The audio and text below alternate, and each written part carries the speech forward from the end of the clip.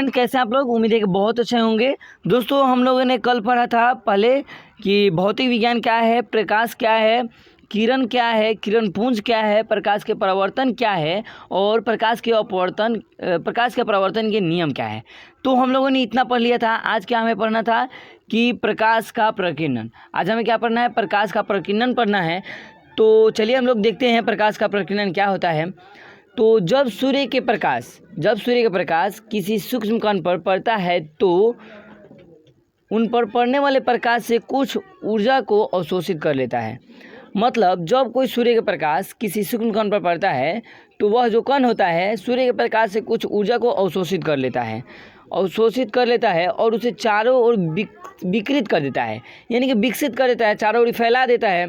और इसे ही प्रकाश का प्रकीर्णन कहा जाता है।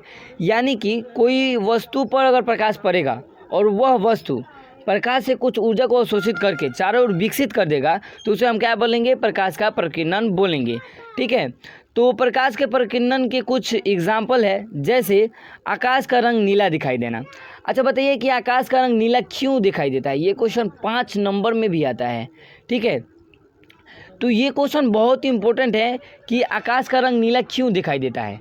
देखिए आकाश का रंग इसलिए नीला दिखाई देता है क्योंकि हम लोग जानते हैं कि यहाँ पे जो धरती है, धरती में घास है कि नहीं, हरियाली हुई है। तो हरियाली की वजह से जो पानी है, पानी नीला हो गया है। और जब पानी नीला हो गया है तो इसका प्रकीर्णन हो रहा है, इसलिए आकाश का रंग नीला दिखाई दे रहा है। ठीक है। तो इतना आप लोगों को समझ में आ गया होगा। चलिए अब देखते हैं प्रतिबिंब। प्रतिबिंब क्या है? ठीक है। तो प्रतिबिंब हमें देखना है किसी बिंदु से आती हुई प्रकाश की किरणें दर्पण से परावर्तन के बाद जिस बिंदु पर मिलती है, यानी कि दर्पण से परावर्तन के बाद जिस बिंदु पर मिलती है या मिलती हुई प्रतीत होती है उसे प्रतिबिंब कहा जाता है।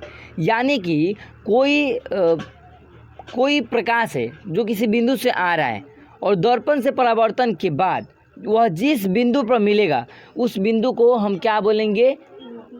प्रतिबिंब बोलेंगे। ठीक है। तो चलिए आगे देखते हैं प्रतिबिंब कितने प्रकार का होता है। आखिर प्रतिबिंब होता क्या है, यानी कि प्रतिबिंब का प्रकार कितना होता है। ठीक है। तो प्रतिबिंब का प्रकार 2 होता है। पहला वास्तविक प्रतिबिंब और दूसरा आभासी या काल्पनिक प्रतिबिंब। यानी कि देखिए यहाँ पे मिस्टेक हो गया है, यहाँ पे हम काल्पनिक की जगह आभासी ही लिख दिए हैं। तो यहाँ पे हो जाएगा काल्पनिक प्रतिबिंब, तो आप लोग देख लीजिएगा। ठीक है। तो चलिए 1 नंबर देखते हैं, वास्तविक प्रतिबिंब क्या है। ठीक है। तो वास्तविक प्रतिबिंब किसे कहते हैं? किसी बिंदु से आती हुई प्रकाश की किरणें दर्पण से परावर्तन के बाद जिस बिंदु पर वास्तव में मिलती है उसे वास्तविक प्रतिबिंब कहते हैं। यानी कि किसी बिंदु से आएगी प्रकाश और दर्पण से परावर्तन के बाद जिस बिंदु पर मिलेगी उस बिंदु को ही वास्तविक प्रतिबिंब कहा जाता है। यानी कि वास्तव में मिलेगा तो उसे वास्तविक प्रतिबिंब कहेंगे। तो चलिए नोट में देख लेते हैं वास्तविक प्रतिबिंब में क्या है। नोट कहने का मतलब है कि कुछ खास, यानी कि वास्तविक प्रतिबिंब को पर्दे पर प्राप्त नहीं किया जा सकता है। किया जा सकता है। सॉरी, यहाँ पे हमने गलत बोल दिया। वास्तविक प्रतिबिंब को पर्दे पर प्राप्त किया जा सकता है। ठीक है। तो ये सही है कि आभासी प्रतिबिंब को पर्दे पर प्राप्त नहीं किया जा सकता है, लेकिन वास्तविक प्रतिबिंब को पर्दे पर प्राप्त किया जा सकता है। तो ये सही है। ठीक है। तो चलिए अगले क्वेश्चन देखते हैं कि आभासी प्रतिबिंब या काल्पनिक प्रतिबिंब क्या है। तो आभासी प्रतिबिंब किसी बिंदु से आती हुई प्रकाश की किरणें दर्पण से परावर्तन के बाद जिस बिंदु से आती हुई प्रतीत होती है उस बिंदु को ही आभासी प्रतिबिंब कहते हैं। यानी कि किसी बिंदु से आती हुई प्रकाश की किरणें दर्पण से परावर्तन के बाद जिस बिंदु से आती हुई प्रतीत होती है उसी बिंदु को ही हम आभासी प्रतिबिंब कहते हैं। तो इतना आप लोगों को आशा है कि याद हो गया होगा। अगर याद नहीं है तो आप लोग कॉपी कलम लेकर लिख लीजिए सभी क्वेश्चन को और याद कर लीजिएगा। चलिए अगले क्वेश्चन को हम देखते हैं, पारदर्शी क्या है। ठीक है। तो पारदर्शी वह पदार्थ जिससे होकर प्रकाश आसानी से पार कर जाए पारदर्शी भी कहलाता है। यानी कि पारदर्शी वैसा पदार्थ जिसे प्रकाश ना आसानी से पार कर जाता है उसे ही पारदर्शी पदार्थ कहते हैं। अब इसका एग्जाम्पल क्या है?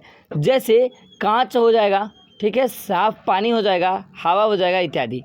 यहाँ पे देखिए ये जो एग्जाम्पल हमने दिया, ये जो एग्जाम्पल है ये कांच है। ठीक है। तो इससे क्या होगा, इससे ना प्रकाश आसानी से पार कर जाएगा। ये कांच है, इसे आसानी से पार कर जाएगा प्रकाश। उसके बाद ये देखिए साफ पानी है, यहाँ पे ये क्या है, साफ पानी है, तो इससे आसानी से प्रकाश पार कर जाता है। तो चलिए अपारदर्शी देखते हैं क्या है। अपारदर्शी ऐसा पदार्थ है, अपारदर्शी वह पदार्थ है जिससे होकर प्रकाश बिल्कुल पार नहीं करता है। यानी कि कहने का मतलब है कि जैसे लकड़ी है, तो लकड़ी से प्रकाश पार करता है, नहीं करता है। ईंटा का दीवार हो गया, ठीक है, तो उससे भी प्रकाश पार नहीं करता है। तो ऐसे चीज़ों को हम क्या बोलते हैं, अपारदर्शी। तो एग्जाम्पल इसका क्या हो जाएगा, एग्जाम्पल इसका हो जाएगा लकड़ी हो जाएगा, पत्थर हो जाएगा, मिट्टी हो जाएगा इत्यादि। इससे क्या होता है, प्रकाश पार नहीं करता है। तो चलिए अगले क्वेश्चन को हम देख लेते हैं, क्या है, पारभासी। पारभासी कहने का मतलब है, पारभासी के नाम से ही सीधा सीधा दिखाई दे रहा है कि इससे कुछ मात्रा में प्रकाश पार करेगा। तो इसका परिभाषा क्या होगा, वह पदार्थ जिससे होकर कुछ ही मात्रा में प्रकाश पार कर पाता है पारभासी कहलाता है। कहने का मतलब है कि कुछ ही मात्रा में प्रकाश पार करेगा। जैसे कुहासा में थोड़ा बहुत पार कर पाता है, थोड़ा नहीं पार कर पाता है। तो इस तरह के हम चीज़ों को क्या बोलेंगे, पारभासी बोलेंगे, ठीक है। तो इसको आप लोग देख लीजिएगा। और है कि इसका एग्जाम्पल क्या होगा, तो हमने बोला था ना, कुहासा होगा, धुआं होगा, धुआं जैसे कि आग लगता है तो वहाँ पे धुआं निकलता है, तो वो हो गया, ठीक है। उसके बाद घिसा हुआ कांच, यहाँ पे गलती हो गया है, घिसा हुआ कांच होगा यहाँ, ठीक है। तो घिसा हुआ कांच से भी थोड़ा बहुत दिखाई देता है, थोड़ा बहुत दिखाई नहीं देता है। तो ऐसे चीज़ों को हम क्या बोलते हैं, पारभासी, ठीक है। तो बस इतना ही है, अगले वीडियो में और देखा जाएगा। लेकिन अगर आप लोग पिछले वीडियो को नहीं देखे हैं तो उसको देख लीजिएगा, और वो वीडियो आप देखते हैं तो ज़्यादा आपको समझ में आएगा। तो हमारा एक नंबर है, उससे व्हाट्सअप कर लीजिएगा, आपको नोट्स हम देने की व्यवस्था कर रहे हैं। तो नंबर है 81021338, ठीक है, 38740।